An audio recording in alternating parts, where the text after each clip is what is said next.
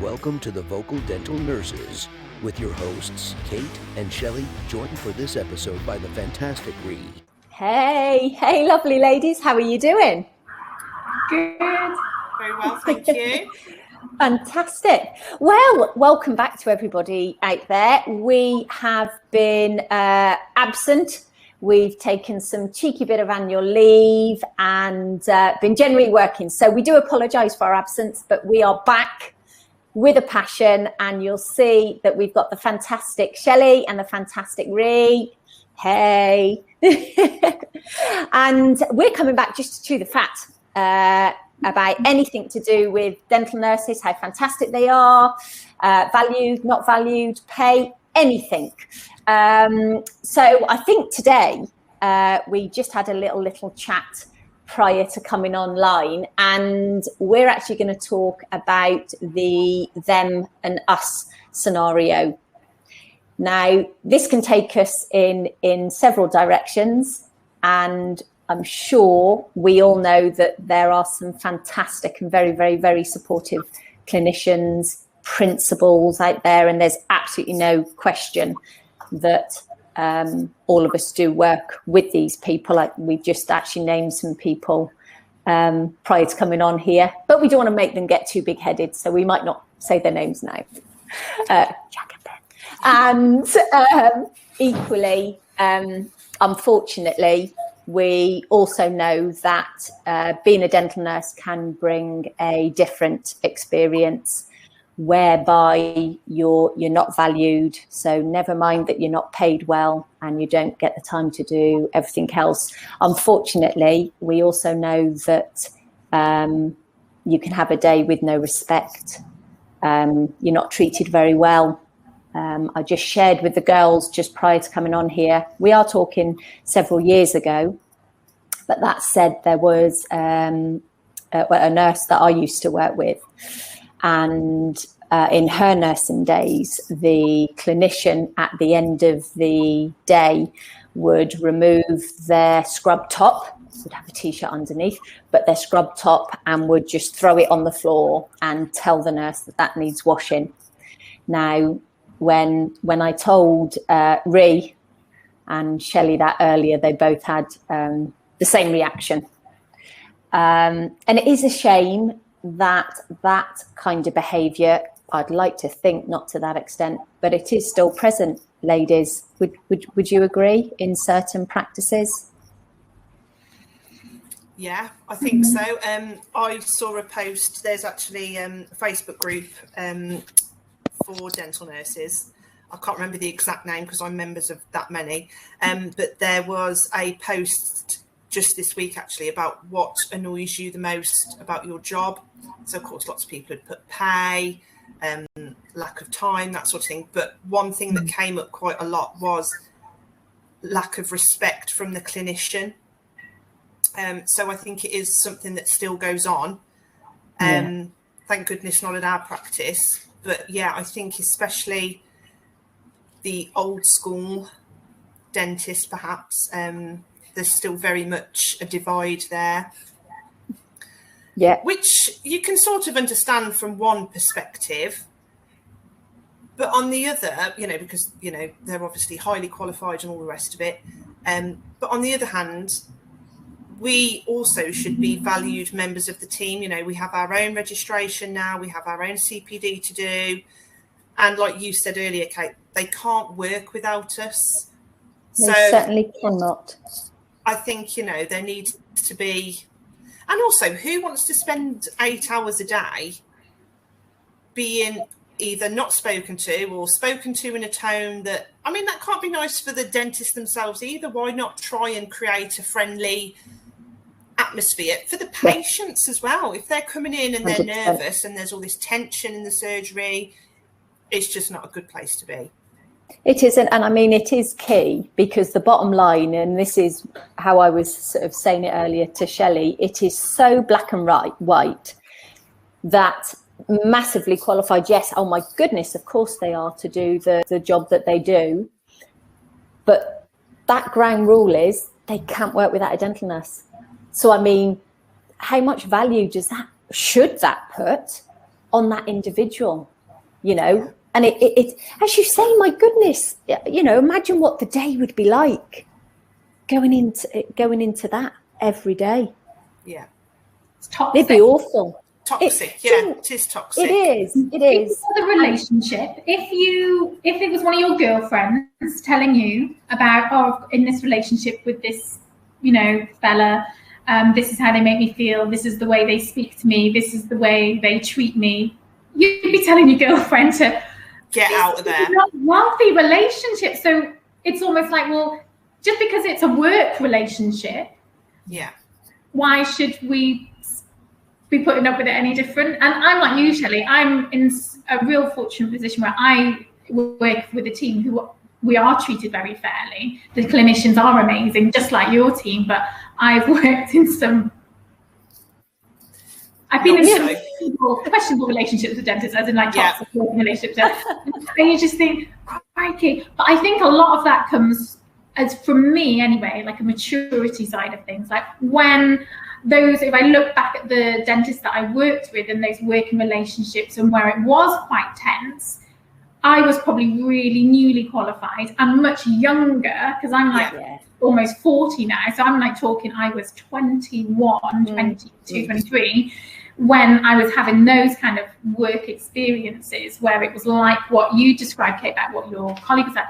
So I think it comes with, you can hold your own a bit more when you're a bit older, you're a little bit more experienced. They probably, the dentist, when I say they, so the dentist who's maybe having the worst day of his life, probably feels like he couldn't get away with treating me or speaking to me like that because I'm a bit older than the other nurses. Also, so I think it comes with a bit of gravitas from the nurse as an individual as well, like what the dentist feels like they can get away. I'm not saying it's right, but also maybe we're not experiencing that now, because of the people that we're working with are great, so there's a really great working relationship there, but B, also we're a bit older as well. They probably don't, no one would probably feel like they could get away with that, throw their weight around, maybe. Absolutely. I think you're 100% right, Rhian, and I think it comes with confidence and experience. I mean, again, Shelly, we just mentioned this morning that, you know, like you've just said, Rhian, actually, you know, somebody that's maybe 16, you know, coming into a new role, if they haven't got that experience and the confidence within that dental field, you know, it would be very, very hard for them. But of course, I'm not saying that doesn't happen to people when they are older and when they are more experienced, because unfortunately it does. But I think it's hard because I don't know how individuals can get away with that, if that makes sense. It's it's a horrible feeling for people. As you say, if it was any of our friends, you know, we'd be saying, well, you know, just walk away, you know, don't put up with that. But sometimes it's easier said than done, and it's a job for a lot of people. They have to put up with a lot because it's what pays their bill. And you know what? They potentially don't know any different either. Yeah, you know? And I always think, like, if because I used to work with a dentist a long time ago, and I remember him. I was really new. I don't even think I was qualified at this point. I think I was still a trainee, so this is how long ago it was. And I remember doing, I think it was some endo with him, and he asked for a pair of tweezers. I picked up a pair of tweezers because I think tweezers are tweezers, not realising there's a difference between locking tweezers and. At this point, anyway, handed him some tweezers. They got flung back, like across towards me, like missed me, and like scooted across like the work surface, like really dramatic, this pair of tweezers. And I remember I was like, what do I do? Like, what did I do and what do I do? And like the patient's there, and like he didn't speak to me for the rest of the endo treatment. I'm like, oh, like, did he still want a pair of tweezers? Like, I don't know. Like, it was just, he didn't even apologize afterwards or even acknowledge that even happened. It was like it just didn't happen. Like he looked, wasn't what he wanted, flung it across the room, carried on what he's doing. Like, I don't even think he realized what he did. And it's that, would it make it better or right had he apologized or acknowledged? Think he would have done. Do I think it's okay because he didn't realize he did it, so therefore he was just in the zone, stressful situation, couldn't find the canal or whatever was going on? So do you let that slide and it happen because he was in the zone and he didn't mean it? Or if he did mean it and apologized and did apologize, then is that okay too? It's that kind of like, I don't know what's right in these situations. So you just kind of put up and shut up and you don't say anything. Yeah. It's a terrible situation to be in. I mean, it's echoed around with dental nurses, you know, in my dental nursing days. So we are talking some years ago. I can remember talking socially with people. So if they said, "Oh, what do you do?" and I'm a dental nurse, and many a times people would say, "Oh, so you just do." And you know, when you think that's the mindset of the, you know, some of the general public, peers, but if you're that patient in that chair and you're seeing how the clinician is treating the nurse, does it come from that as well? You know, they're seeing that it's a dental nurse, they're not valued, chuck that there. As a patient, you're probably going to actually perceive, I'm not saying you would, but you can see why a patient would perceive that as a worthless job, and a dental nurse, or what, you just do that, do you? So, you know, that knock-on effect of that kind of attitude within a surgery would have a, you know, has a massive knock-on effect, doesn't it? Yeah, absolutely.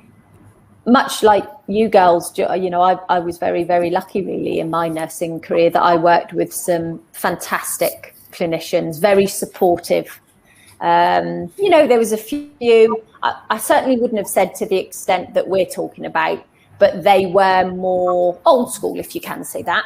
But that was okay. So that them and us wasn't rude, and it wasn't throwing things across. It really was, you know, Mr. So-and-so, because that was old school. But there was none of that horrible rudeness. Feeling, or no, there was nothing like that. But then I don't know, maybe if there was, maybe, you know, you just accept it when you are younger. I don't know. It's horrible. It's horrible. I mean, when you think that nurses generally aren't paid well and they still have to put up with things like that, it is a wonder we're getting dental nurses wanting or people wanting to be a dental nurse.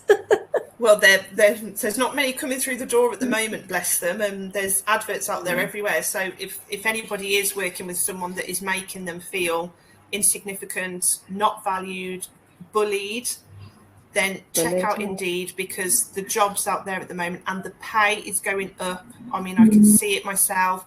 So, you know, don't stay there and be miserable. You know, we all have to go. Well, most of us have to go to work and spend more time with these people than we spend with our own families and friends. To be made to feel worthless, it's just not acceptable. So, you know, if that's going on at your place, look out, get out. Yeah.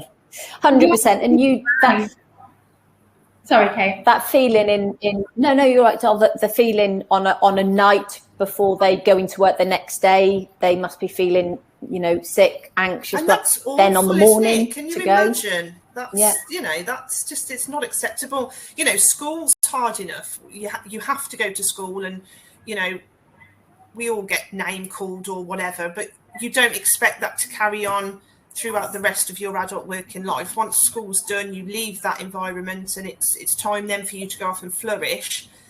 And you can choose to a certain extent who you work with and where you work. And now, especially because nationwide, the shortage of dental nurses, just, you know, keep your eyes peeled and go to interviews, go and get a different, I mean, the amount of people that we've interviewed over the years, and they all say exactly the same. The vibe when you come into our practice, it's just a friendly atmosphere. There's no tension. It's just a good vibe. Genuine, and that's how it should be. And I'll echo what you've just said, Shelly. Like, there are so many dental nursing jobs on Indeed at the minute. Like the company I work for, we've got a careers page, and there are so many dental nurses, or even like treatment coordinator roles for qualified dental nurses. Like you don't, there are, if there are any dental nurses listen to this who are, like Shelly says, who are feeling really unsettled or undervalued, and it's not always about money. It's not always money. No. It's not always money. If you just feel like you just want to spread your wings a bit, feel really supported, really championed, there are practices out there, and it's not just mine, it's not just Shelly's. There are more practices out there who are screaming for qualified dental nurses. Yeah. They just want to embrace you, they want to nurture you, they want to push you, and there are practices out there. So it's not just mine and Shelly's practice who are like, this isn't unique. If you're in a practice where you're feeling really unsettled, then there's places that will absolutely bite your hand off if you qualify. Yeah. Not everywhere's like that, and I think it must, it's a horrible feeling for those that are within a practice with any one or more of the things we've just mentioned, because when you're in that place, I would imagine it's very, very hard to actually know that there is something else out there, because you are stuck in that rut, and that's all you know. And the girls are right, there are so many fantastic and wonderful practices, fantastic and wonderful clinicians, the team. So, get out there, because it's not just clinicians that treat the nurses like that. We are talking management as well, and it's a terrible, terrible shame when it runs through a practice, and it has a massive impact within the practice with the team. And I mean, if we do talk money, if we're going to, go close to the button with it, let's not forget that a clinician can't work without a nurse, like we've just said. So if they can't work without a nurse, that means they haven't got that income. So I know that's quite black and white, but it's a true fact. But yeah, my goodness, there are so many opportunities. I'm really sorry, girls. Someone's knocking at my door. This is this could be my son arriving home, so I'm going to have to swerve and duck out. I apologise. Honestly, it just doesn't end, does it? You're either at work or there's no switch on. I'm really sorry, ladies. Go Take care. Thank Have you. A good weekend. Bye all. Bye. Take care. Bye. You see, multiple roles, Rhian. Multiple roles. I mean, you're talking about not kind of in a place where you're not feeling valued, or that it can be really toxic. It made me think about, so places like the British Association of Dental Nurses, or the BADN, they're there to support dental nurses. So sometimes we can feel really alone as nurses. Like you say, sometimes it might not be the clinician that there's friction. Sometimes it can come from management, like from your practice manager or the other's team, and you can feel really alone. But there are, like Shelly said, there's groups on Facebook of like dental nurses supporting each other, which are really good. You've got the British Association for Dental Nurses as well. They've been going since 1947, and they purely champion dental nurses. And I'm really heavily involved with them. I'm one of their biggest champions, their biggest cheerleader. So there is support out there. It doesn't just stop at your practice manager or your lead nurse or your dentist. There's a whole massive world of dental nurses out there, and we just want to cheer each other on. Yeah, 100%. And exactly, I want to make it very, very clear. We started with saying the way clinicians treat. I mean, that's a different kettle of fish. These are all different ways, because then, yes, you move on, and there's the way that nurses get treated by the practice managers. And as you say, by their peers. So by their lead nurse, by the head nurse, so it's all, everything's in there. But as you say, Rhi, there is support out there. And more than anything, do look, because if you are that unhappy, it's such a shame, because dental nurses are golden nuggets. They really, really are the unsung heroes, which is what I said when we first started doing these little chats. So yeah, there is help out there, and it's such a shame, because most dental nurses that I meet, I've got to say, are so enthusiastic, and I've seen a few that have been a bit battered perhaps by past experiences, so don't sort of come out of themselves much, and you sort of go, come on, because it's not always like that. You can see you've got the values in there, and you get different personalities, don't you? I think that's fair to say. Well, Rhi, I think, go on. I was just going to say, it's just fine. Oh, dental nursing is never a job. And I think it isn't just a job. I mean, for me anyway, it's not just a job. It is a career, and you put in what you make it, but equally you can get, bogged down, and you can get trodden on, and you can feel really demoralized. And there's so many nurses I've been in touch with over the years, and they're not in dentistry anymore. And I just think, you know what, had they found that right practice or that right team to work with, maybe they'd still be nursing, because when I knew them, they were amazing. And I just wish maybe it was a practice thing, or not in the right team. And I think, I love to see people doing stuff they love and they're passionate about and where they're happy. So yeah, I'm all for that. Yeah, I'm 100%. Do you know what, Rhian? You've just made me think of something. I met with a very dear friend of mine this week, and we haven't seen each other for a long time. She's a fantastic nurse, as it happens. And she was talking to me about a new member of staff, actually, that she had worked with previously, funny enough.